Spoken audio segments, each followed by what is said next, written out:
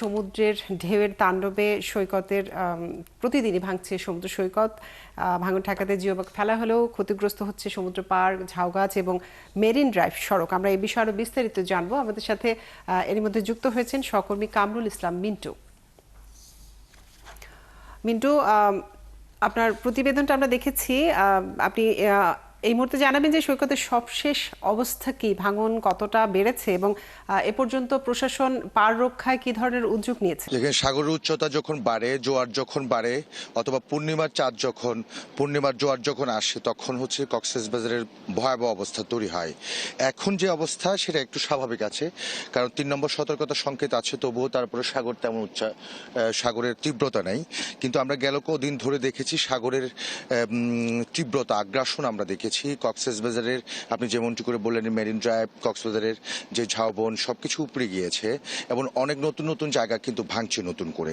আর প্রশাসন যেটা করছে সেটা হচ্ছে কক্সবাজার দীর্ঘদিন আগেই কি কক্সবাজারে কিছু জিওব্যাগ দিয়ে এটাকে সাগর পার্কে রক্ষা করবার চেষ্টা করছে, কিন্তু এটা কোনোভাবেই মানছে না। এখানে জিওব্যাগ পর্যন্ত অসহায়। সাগরের যে উচ্চতা, সাগর যে অর্ধক, সেটা কোনোভাবেই হচ্ছে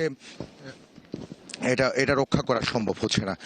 এখন প্রশাসন শুধুমাত্র এতটুকুই সিদ্ধান্ত নিতে পারে যে তারা পরবর্তীতে হয়তো বা সাগর কিছুটা শান্ত হলে তারা জিও ব্যাগ ফেলে সেখানে ব্যবস্থা গ্রহণ করবে। আপনি জানেন যে কাজুরি কক্সবাজারে যে এই যে আপনার কেওড়া গাছগুলো কেটে ফেলা হচ্ছে, ঝাউবনগুলো কেটে ফেলা হচ্ছে, পাহাড় কেটে ফেলা হচ্ছে, অপরিকল্পিত নগরায়ণ করা হচ্ছে, যার কারণে প্রাকৃতিক যে ভারসাম্য, প্রাকৃতিক যে স্রোত, সেটা কিন্তু প্রতিবন্ধকতা তৈরি হচ্ছে, যার কারণে হচ্ছে সাগরের উচ্চতা।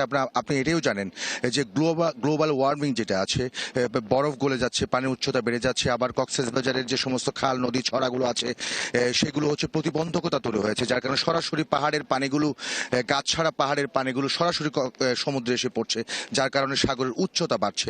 এর ফলে কিন্তু ভয়াবহতা রূপ করছে। আপনি আরও জানেন যে কক্সবাজারের বিভিন্ন স্থাপনা তৈরি হয়েছে, বিশেষ করে কক্সবাজার যে বিমানবন্দর, 2.5 কিলোমিটার একটা রানওয়ে তৈরি করা হয়েছে, সেখানে সল্ট স্পেলিং দেওয়া হয়েছে, জিওব্যাগ ফেলানো হয়েছে।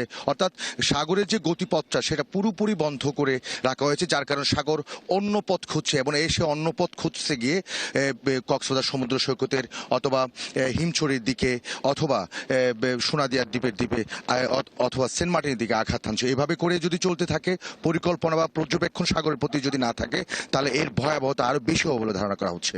কাজুরি।